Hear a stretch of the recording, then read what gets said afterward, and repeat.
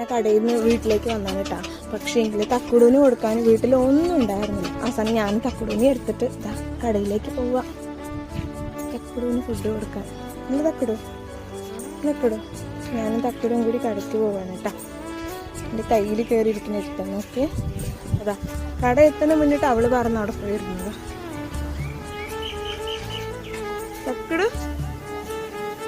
തക്കുട് എവിടെ?